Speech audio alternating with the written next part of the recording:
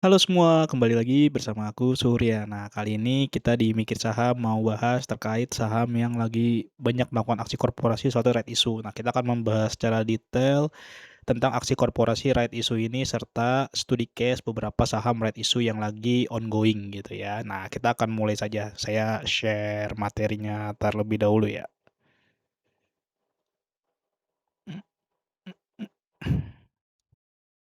Oke, strategi saham untuk right issue. Nah, saya pribadi melihat ada tren, teman-teman investor retail ini justru mencari saham yang melakukan right issue jumbo. Asumsinya ada backdoor listing, ada perubahan pengendali, atau ada sesuatu yang bisa membuat volatilitas harga saham naik signifikan. Hal itu mungkin wajar karena melihat dalam, 1, 2 tahun ke belakang saham-saham yang melakukan right issue jumbo justru mencatatkan kenaikan harga yang signifikan. Walaupun faktanya menyakitkan, right issue adalah saham yang nggak disukai sama investor retail sebenarnya. Kenapa? Kita akan bahas di sini. Nah, kenapa sih saham yang melakukan right issue ini justru bisa menyakiti saham, bukan saham, investor retail maksudnya. Nah, sebenarnya, dalam beberapa case di US ya, beberapa saham yang justru mau melakukan aksi akuisisi dengan right issue tuh malah dibanting harganya. Kenapa? Karena investor retail khawatir terkena dilusi. Nah, dilusi itu bukan cuma persentase loh, tapi juga ada risiko perubahan harga teoritis yang kita kalau nggak tebus, kita juga kena, kerugiannya meningkat gitu. Nah, di sini, ada beberapa hal yang bisa dibilang tadi, bisa menyakiti investor retail ya, aksi right issue ini ya. Pertama, jumlah saham baru tuh bertambah, jumlah lembar saham yang naik, artinya suplai lembar saham meningkat, gitu. Walaupun misalkan, wah ini nggak ada retail yang, eksekusi nih, gitu kan.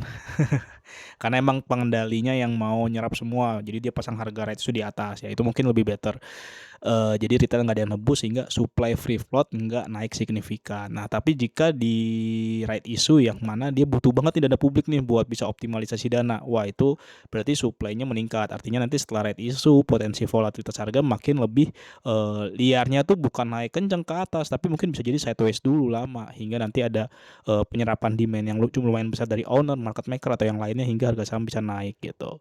Nah, yang kedua, rata-rata sebenarnya harga saham, harga pelaksanaan right issue tuh di harga di bawah pasar, jadi harga diskon. Tujuannya sebenarnya agar menarik minat para investor retail agar mengeksekusi saham barunya, karena kalau di harga atas ya pada nggak menarik lah ya, ngapain gitu kan.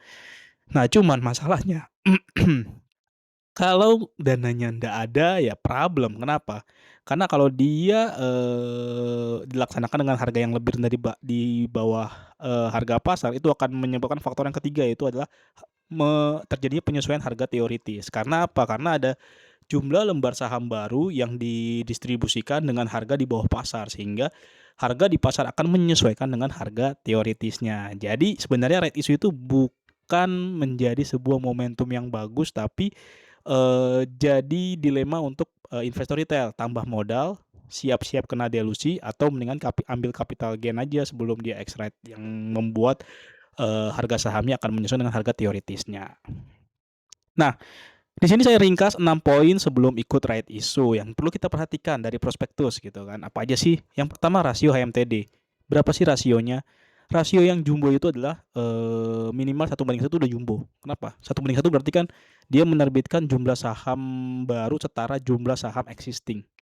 Nah, artinya kalau kita punya modal, 100 juta ya kita harus siapkan modal mungkin setara-setara itu tapi dikalikan dengan harga pelaksanaan ya, biasa harga pelaksanaan di bawah kalau jumbo gitu. Nah, biasanya di bawah 1:1 tuh cenderung ya moderat aja sih, nggak terlalu jumbo. Nah, yang paling gede kalau dia 1 banding di atas angka 1 gitu, 1:2, 1:3 berarti itu jumbo banget. Kenapa? Karena saham baru yang diterbitkan berarti lebih besar dibandingkan jumlah saham, yang lama gitu. Apalagi yang kalau yang nyerap investor retail berarti suplainya meningkat drastis. Ini terjadi di saham PANI, PAK, dan PAIFA gitu. Lalu yang kedua, kita bisa lihat harga pelaksanaannya. Ini harga pelaksanaannya di bawah pasar banget-banget, misal kayak PAK harga 3.000, harga pelaksanaan di, seratusan misalnya, kan itu kan bawah banget gitu. Nah, atau dia di atas harga pasar kayak tower, harga di 500 tapi harga right issue di 600 gitu kan. Nah, itu gimana, responnya? Sebenarnya kalau misalkan dia di atas harga pasar, harga teoritis nggak berubah, jadi kita sebenarnya nggak nembus pun nggak masalah. Nah, yang jadi problem itu kan kalau yang di bawah harga pasar banget ya, bedanya dia dari harga ribuan, dia di, eksekusi right issue di harga ratusan, itu agak riskan. Karena mau nggak mau kita harus nyiapin dana buat nebus, kalau kita nggak tebus itu kerugiannya bisa sampai 90% masalahnya gitu kan. Teman-teman yang mungkin yang di PAK itu dan di PAIFA sempat ngalamin ya, PAIFA tuh sempat seribuan sebelum X-Rite, setelah X-Rite pada kaget tiba-tiba jadi 100 perak harganya. Ya kan, "Gue gimana nih?" Wah, masalahnya adalah ketika kita nggak punya dana buat nebusnya, wah itu jadi berarti floating loss-nya agak panjang dan biasanya untuk balik ke harga sebelum, rights issue jumbo itu agak lama butuh waktunya. Nah, TERP ini artinya harga teoritis ya. Harga teoritis, berapa sih harga teoritis dengan asumsi harga saat ini yang kita lagi analisis sahamnya itu untuk apa? Kita mengetahui resiko penurunan harga yang terjadi setelah X-Rite, karena ketika ada distribusi saham baru yang sangat besar, harga pelaksanaan jauh di bawah harga pasar, berarti nantinya harga eh, di harga teoritisnya juga akan menyesuaikan signifikan. Nah, itu jadi hitung-hitungan kita. Kita mau tebus karena ada dananya, atau kita jual cuan dulu aja nanti beli lagi after right issue. Yang keempat, penggunaan dana. Sebenarnya kalau penggunaan dana nih ya sebagai data untuk menilai secara fundamental aja. Bagaimana prospeknya setelah right issue gitu kan. Apa sih yang direncanakan? Kayak misalnya kita untuk menganalisis saham-saham backdoor listing. Ketika pani right issue pertama kali ya kita akhirnya bisa tahu, oh ini arahnya ada backdoor listing karena ada pembeli siaga dari pengendali baru dan sebagainya seperti itu. Lalu ada pembeli siaga. Nah, pembeli siaga ini adalah orang yang akan menampung saham-saham baru jika retail nggak eksekusi gitu. Jadi saham yang right issue dengan pembeli siaga itu lebih better biasanya. Cuman catatannya gini, kita harus teliti juga. Pembeli siaga itu bisa jadi nggak menyerap semuanya. Jadi dia akan memberikan batasan maksimal saya akan menyerap sekian sekian sekian gitu. Nah, kalau misalnya maksimal penyerapannya itu emang jatahnya semua retail, jadi di luar jatah dia kurangin dikasih jatah retail doang yang dia siap serap, yang publik itu no problem. Cuman masalahnya kalau jauh di bawah ketentuan batas retail, wah itu berarti ada potensi dana yang dihimpun gak optimal, agak risiko juga gitu. Nah, untuk yang keenam, prospek dan resiko ini mungkin kombinasi ya dari penggunaan dana, terus kondisi fundamental saat ini, rencana perseroan ke depannya, dan juga proses transaksi setelah right issue, misalnya ada akuisisi itu gimana prosesnya, itu kita harus pahami. Misalkan kayak cerita saham Nine ya, saham Nine kan udah gembar-gembur mau right issue, mau right issue, mau right issue gitu. Cuman kan ini tuh tertunda terus, maka setelah right issue mungkin kita akan melihat bagaimana sih gambarannya, atau mungkin yang udah existing terjadi kayak saham PAK, dia right issue untuk mengakuisisi tambang nikel yang diakuisisi sama CNGR sebelumnya. Nah, kita kan di situ kita bisa menganalisis dari sini gimana sih arah PAK ke depannya seperti itu buat ancer-ancer aja sebenarnya. Nah, kita mulai studi kasus saham yang lagi ongoing-nya. Ini lagi ongoing banget kayaknya hari ini ex-date ya si Koko. Seberapa menarik saham right issue saham Koko. Nah, kita lihat lagi dengan tadi penjelasan yang saya berikan ya. Di sini ada kita menggunakan pendekatan, kita cek satu-satu. Rasio right issue-nya pertama. Rasio right issue sangat jumbo. Right issue-nya Koko tuh 1:3. Artinya kamu punya satu saham lama berarti kamu harus bisa dapat hak 3 saham baru. Berarti sangat signifikan ya. Nah, harga pelaksanaan di 120 ini di harga di bawah market karena di 2 hari sebelumnya saya lihat di harga 290-an per saham. Dilusi maksimum setelah HMTD 75% dan target dana 1,28 triliun. Sini. Ini data-datanya kita bisa lihat. Lalu penggunaan dana itu sekitar 1,17 triliun untuk akuisisi, kalau nggak salah ini adalah perusahaan yang punya brand Momogi. Jadi nanti si Koko yang tadinya cuma produksi kakao mungkin bisa mau ekspansi ke manufacturing gitu kan. Sisanya dana untuk modal kerja operasional. Nah, lalu ada menariknya yang beda saham Koko dengan saham lainnya, di sini ada waran. Jadi Mahogany sebagai pengendali menyatakan akan melaksanakan hak dan menjadi pembeli siaga. Lalu ada waran juga nih, warannya tuh 30 saham baru bisa mendapatkan satu waran yang di-exercise dengan harga 800. Nah, di sini banyak suka ada bayangan yang ekspektasinya tinggi. Wah, berarti harga Koko yang sekarang cuma 100 bisa ke 800 dong gitu. Belum tentu sebenarnya. Catatannya juga kayak PAIFA ya, PAIFA right issue ada waran dan warannya juga dieksekusi di harga 800. Tapi apakah PAIFA setelah right issue di 2024 pernah ke 800? Ya, sampai jalan 2026 ini belum pernah gitu kan. Seperti itu. Jadi jangan bayangin karena dia ada waran berarti dengan exercise di atas harga pasar berarti harga Kokonya juga bakal bisa mendekati harga exercise waran gitu. Kenapa? Karena ingat si warannya Koko ini rasionya rasio kecil. Jadi kamu punya 30 saham baru, berarti kamu baru dapat satu waran. Jadi kalau kamu mau dapat satu lot waran, kamu harus minimal punya eh berarti harus punya 1.000 saham ya, 1.000 lembar saham atau 10 lot saham Koko, kamu akan dapat 30 lot saham, 300, ya 300 lot saham baru, dan kamu bisa dapatkan satu lot warannya gitu. Apakah ini menarik? Menariknya nanti aja habis selesai right issue. Dan catatannya mahogani ini kan kita banyak yang ekspektasi dia ada korelasi dengan grup Sinarmas ya. Catatannya mungkin mahogani ini memang ada kaitan dengan Paiva karena pengendali akhirnya itu sama persis gitu ya. Link apa ya, saya agak lupa, dengan Paiva sama. Nah, tapi apakah ada kaitan dengan Sinarmas? Ada, tapi emang ada irisan-irisan aja sih sebenarnya gitu.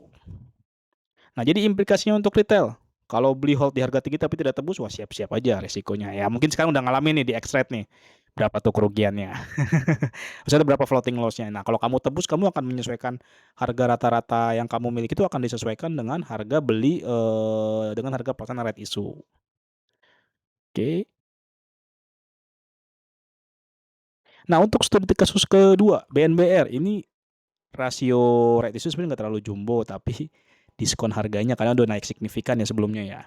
Nah, kita cek lagi secara detail, secara rasio right issue 27 banding 14. Artinya jumlah lembar saham lama hanya mendapatkan nggak lebih atau hanya 50% dari saham barunya nantinya gitu. Jadi misalkan kita punya 1.000 lot, mungkin kita dapat sekitar 500 lot gitu kan. Nah, harga pelaksanaannya di 53. Terakhir saya lihat tuh di harga 100 ya BNBR. Saya belum update harga hari ini. Nah, artinya penurunan harga, selisih harganya tuh bisa beda hampir 100% ya sama harga pelaksanaannya ya gitu. Nah, di sini dilusi maksimum 34%. Lalu target dana yang dihimpun 4 triliun. Nantinya mayoritas ini adalah untuk memberikan pinjaman ke Bakritol. Nah, Bakritol ini mungkin juga untuk ngerjain proyek yang baru diakuisisi kemarin juga ya. Itu 4,3 triliun. Lalu sisanya dia buat bayar pinjaman ke Hartman dan Bank Nobu. Sisanya untuk Bakri Construction itu 200 miliar, terus CCT 40 miliar nih yang jalan tol yang baru diakuisisi, dan juga sisanya modal kerja. Nah, yang perlu diawasi itu adalah ini risiko utangnya agak tinggi aja sih. Nah, dia juga lagi mencari mitra strategis untuk implementasi kerjasama pengembangan bisnis jalan tolnya tersebut gitu. Sebenarnya ini rasionya nggak terlalu ekstrim ya, cuman memang diskon exercise-nya itu lumayan besar juga gitu. Jadi kalau kamu punya sahamnya di harga 100 ya, kalau kamu nggak tebus, rasa rasa floating loss-nya bisa 30-an% juga gitu kan. Itu jadi resiko juga untuk kamu gitu. Jadi mau nggak mau ketika kamu yakin nih bagus nih dengan resiko kreditnya sekarang, mau nggak mau harus tebus. Pilihannya tebus atau jual sebelum X-rate. Cuman sekarang kayak udah X-rate ya. Seperti itu. Lalu yang paling rame studi kasus ketiga, saham Foru. Nah, ini right issue-nya sangat ekstrim gitu. Karena memang ada pengalihan aset juga. Nah, jadi si Foro ini kan dulu di 2024 kan diakuisisi oleh IMR Asia ya. Cuman waktu itu kita nggak tahu ini barang mau dijadiin apa sih sama IMR Asia, itu belum ada kelihatan dari 2024, 2025, dan baru diumumkan di 2026. Jadi si IMR Asia ini mau menyuntikkan aset batu bara tambang metalurginya yaitu PT Borneo Prima ke si Foro gitu. Nah, untuk dia injek aset itu dia akan melakukan inbrank dengan right issue itu nilai transaksi sekitar 21 triliun. Nah, masalahnya right issue-nya ini sangat amat jumbo. Kenapa? Bayangin 100 banding 47.000 MTD. Nah, terakhir tuh kan harga Foru tuh di ribuan ya, di 3 ribuan ya gitu kan. Dengan harga pelaksanaan sekarang 126, berarti setelah right issue itu resiko dilusinya 99%. Kamu kalau nggak tebus saham barunya, ya kamu bisa rugi 90-an%, bisa floating loss langsung gitu kan. Dan probability dia naik lagi ke 3.000 itu sangat rendah karena supply-nya meningkat signifikan. Seperti itu gitu. Ditambah si eh aset ini sebenarnya dia punya 49%, tapi kalau nggak salah ini dia punya hak suara ya.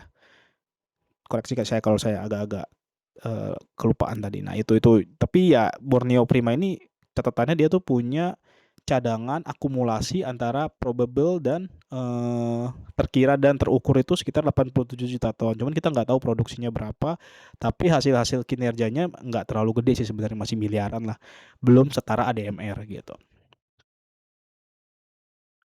Nah, implikasinya ke retail ini bukan right issue biasa, ini right issue untuk in-bank aset yang bisa mengubah, skala bisnisnya si Voru. Nah, tapi ya valuasi setelah in-bank ini mungkin bisa diukur dulu nanti setelah right issue gitu kan. Jadi saran saya kalau mau ngejar ya nanti aja beres right issue, ngapain kita buru-buru sekarang gitu. Apalagi harga sekarang tinggi, kecuali kamu memang mau nekat, eee, beli sahamnya di harga ribuan saat ini dan mau tebus, right issue jumbonya, seperti itu. Studi kasus 4 ada Enner, ini right issue untuk memperbesar skala anak usaha. Nah, untuk anak sendiri right issue-nya mungkin masih tergolong nggak terlalu besar ya, karena masih dilusi ya, 33% doang. Dia rasio right issue cuma 2:1, harga pelaksanaan tapi yang agak jauh bedanya. Terakhir tuh harga saham enak ada di seribuan, sekarang harga pelaksanaan di 310, artinya ada resiko penyesuaian harga teoritis yang lumayan ke 600 atau 700 nantinya. Nah, nanti target dana sekitar 4 triliun, nantinya sekitar 96% dana akan digunakan untuk meningkatkan, penyertaan modal. Kalau nggak salah untuk eksplorasi salah satu, anak usahanya di bidang migas ya. Nah, ini karakter grup Bakri emang. Sebenarnya dia masalah utang sih nggak ada signifikan ya, cuman catatannya gini, Enak ini dalam periode tahun ini aja tuh udah banyak melakukan, aksi korporasi. Sebelum right issue ini udah ada private placement.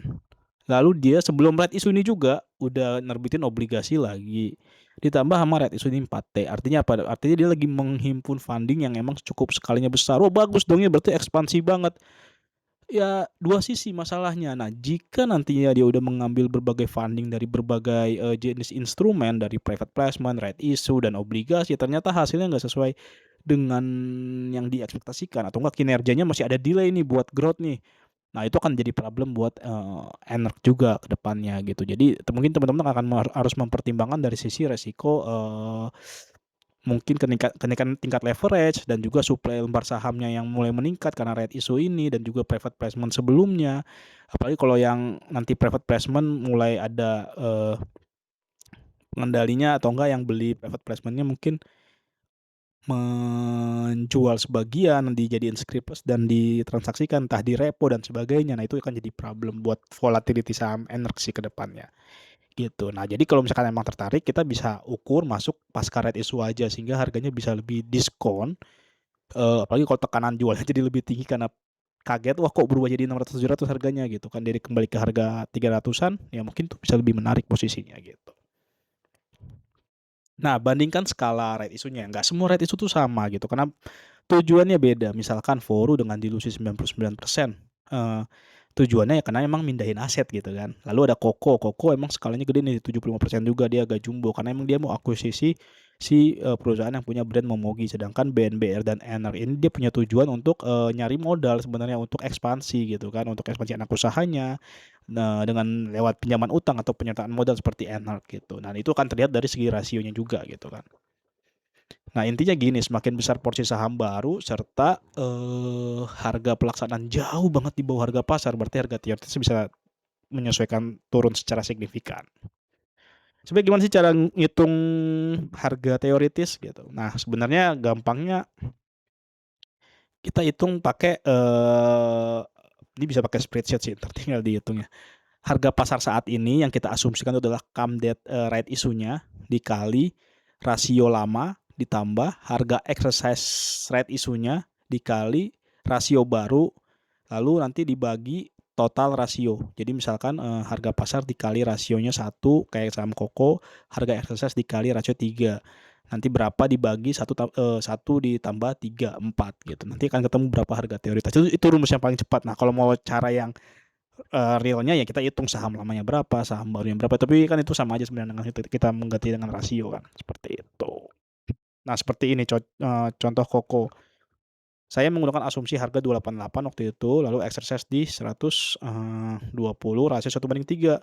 Harga teoritis itu sekitar 162 atau potensi penyesuaian sekitar 43% dari harga, terakhir. Cuman ini data yang saya ambil beberapa hari, sebelumnya ya, bukan kemarin pas lagi kamretnya. Lalu BNBR juga nih, BNBR nih 101, exercise 53, rasio 27/14. Nah, harga teoritis sekitar 84. Nah, kalau nggak nebus ya berarti potensi penyesuaian sekitar 16% floating loss-nya dari harga terakhir gitu.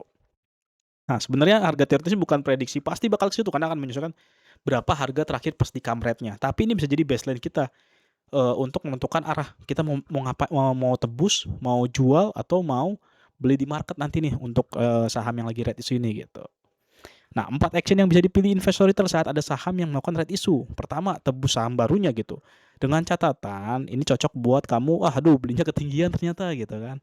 Terus exercise-nya lebih murah banget di bawah harga pasar yang terakhir, dan prospek pasca red issue ini emang masih menarik sih gitu, itu bisa. Lalu kamu juga bisa hold tanpa tebus. Nah, ini masuk akal kalau kita punya average price, di bawah harga, exercise atau harga pelaksanaan.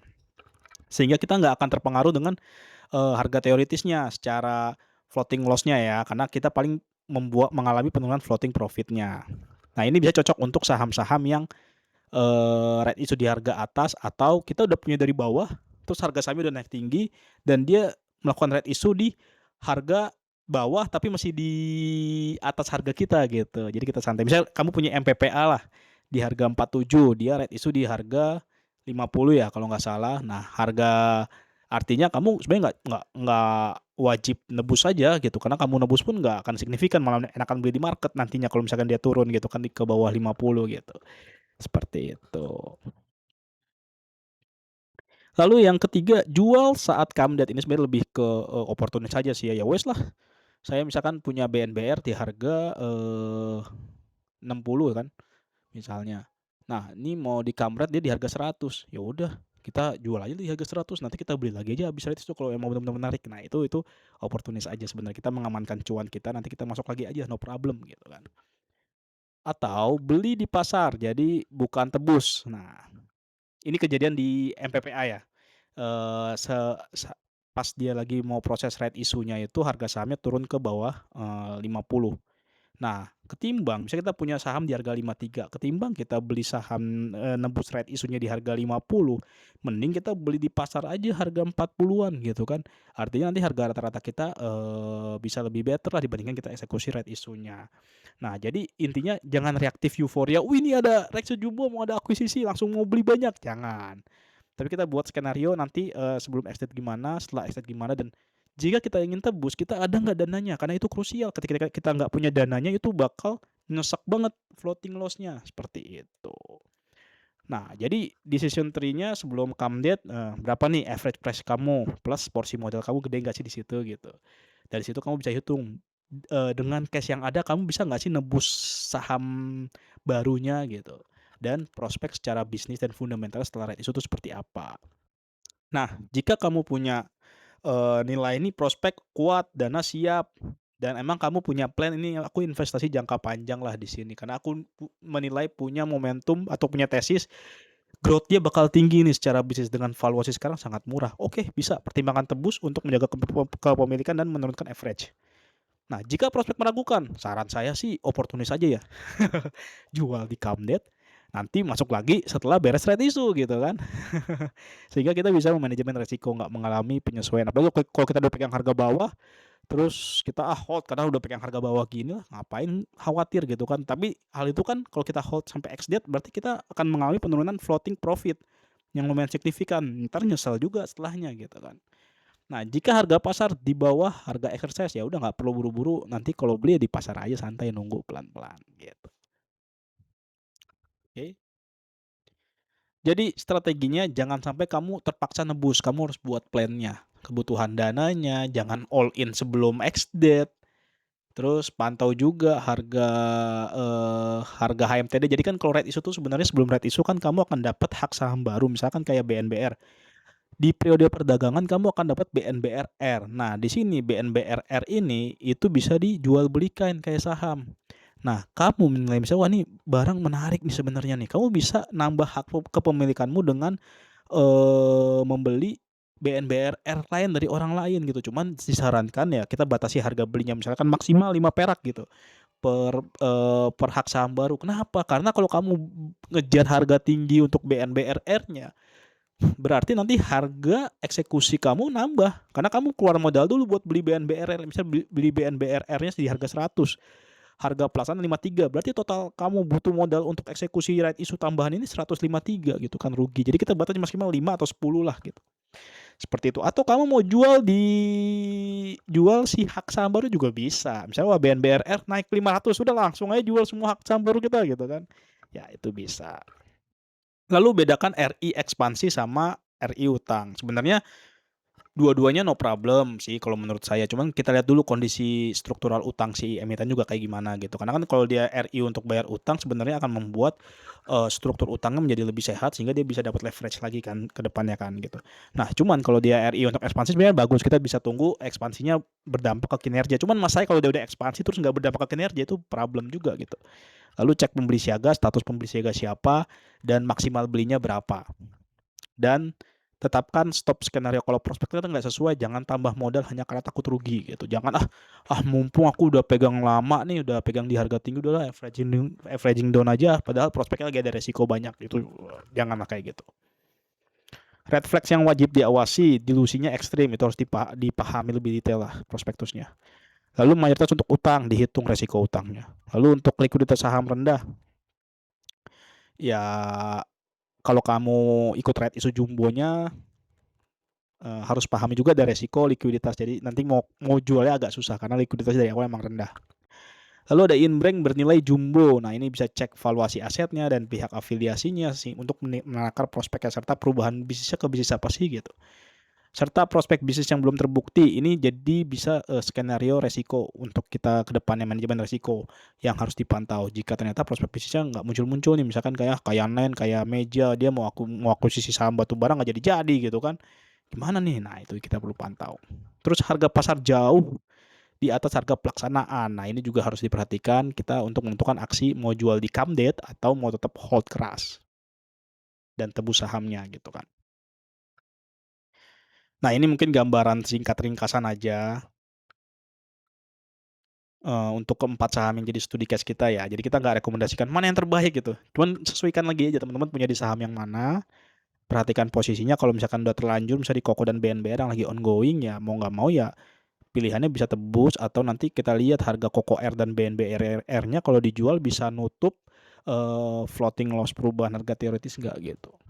Biasa sih enggak ya karena harga harga Koko R atau BNBR atau saham R itu fluktuasinya cepat itu bisa bisa aja nyampe 100 tapi bisa aja dia stay di 5, 10 bahkan 1 perak gitu. Kesimpulannya right issue bukan otomatis kesempatan, bukan juga otomatis bencana.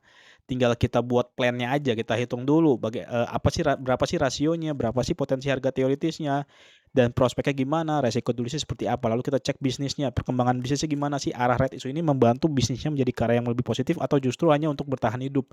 Karena banyak dulu saham-saham right issue untuk bertahan hidup gitu. Lalu pilih action-nya, kamu mau apa nih, mau tebus, hold, jual, atau beli di pasar sesuai dengan skenario-nya. Jadi strategi yang terbaik adalah yang sesuai dengan plan kita, posisi modal, average price, dan pemahaman kita terhadap si bisnis emiten tersebut gitu. Oke. Nah, jadi bukan yang karena rate jumbo ini bakal bagus prospeknya, enggak gitu. Jadi kita harus buat plannya dan kita harus pahami secara detail gitu. Karena saham itu adalah aset yang high risk. Oke, nah sampai di sini aja untuk konten hari ini. Nanti kita akan bahas lagi berbagai hal di konten-konten selanjutnya ya. Bye bye.